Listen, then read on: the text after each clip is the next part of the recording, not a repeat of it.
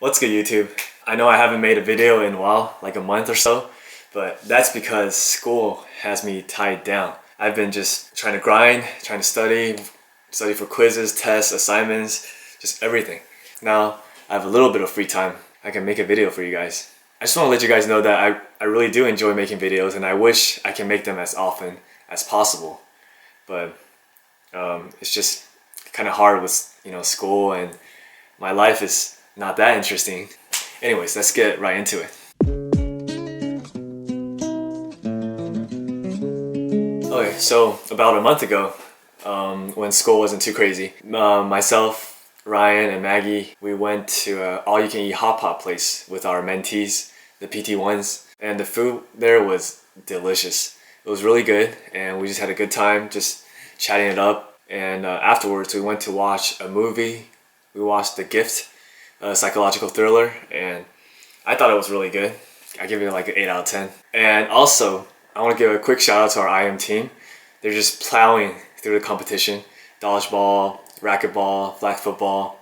Alright, now let's get to the boring part where you guys sit there and watch me talk for like 5 whole minutes. I know some of you guys don't like to just watch me talk about school, but it's supposed to be helpful and help you guys understand more about the classes I'm taking and what PT school is like. So deal with it.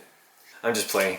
You don't have to watch if you don't want to. So starting with MS2, we just finished the whole shoulder module.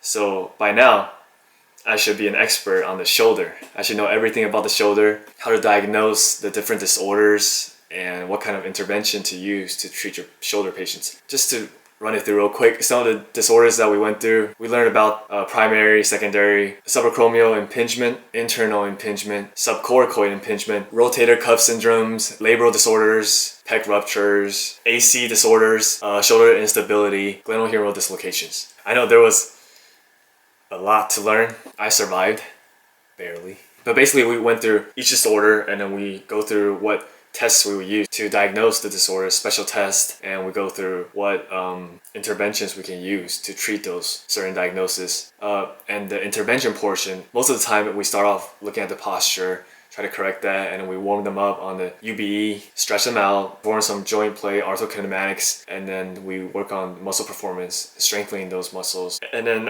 ice at the end if needed. And we also practice some scapular taping to help with scapular dyskinesia, abnormal movements in the scapula. And the taping helps activate your lower traps more and position the scapula in a correct position when you move, when you raise your arm overhead. Next, I'm gonna try something new. Instead of telling you guys what happened on my practical, I'm gonna reenact it. So basically we had a shoulder practical where we each get a full case, looks something like this. This is not the case, but the case was, the whole page was filled with a subjective portion about the patient, about their posture, about their range of motion, orthokinematics, and MMTs and special tests. So there's a bunch of information, and based on the case, we're supposed to pick out the impairments, come up with an intervention, a specific intervention for that impairment, and we need to also diagnose the patient. Hello, Jeff. Here is your case, and you have 10 minutes starting now. Okay.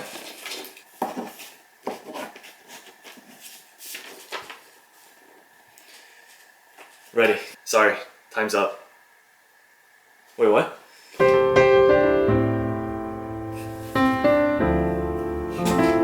Of course, that didn't happen exactly like that, but time definitely was a problem for me because we only had 10 minutes to come up with basically about like 18 different interventions for the patient. The purpose of the practical was to make us think on our feet, to be able to react quickly, to respond. As a PT, I think it is important to being able to respond well under pressure. I personally need to work on that as well. Okay, so moving on to PEDS. PEDS 2, we learned about neurodevelopment treatment, which is like a technique used to promote correct posture in the kids and help facilitate transitional movements from position to position, like from sitting to quadruped. We also touched on different assessment tools, such as the gross motor function measure, which measures gross motor function in kids with cerebral palsy, and the P-body, which is an assessment tool used to assess the motor skills, the gross and fine motor skills in kids from 0 to 6 years old. And next for neuro, we've been moving super fast because we're trying to finish the whole book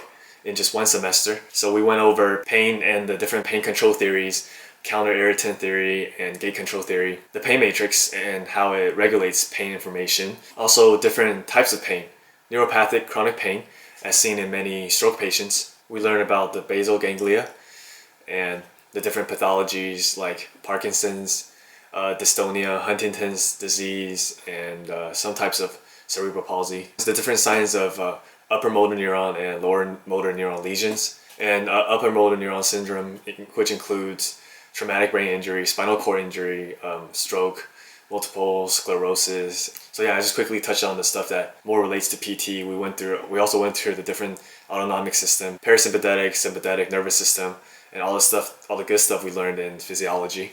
And now moving on quickly to talk about some clinical experiences that I've had.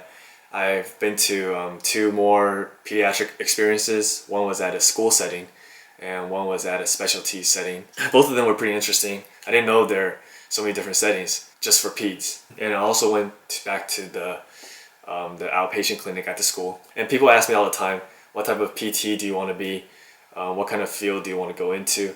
And I really don't have a clue. I really have no idea. It's been a year and a half in. I'm still trying to figure it out. So I hope you guys enjoyed the video and thanks for watching.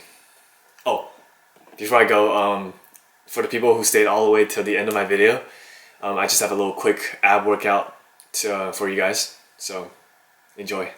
So this is the ab combo exercise I've been doing recently and I found it pretty effective.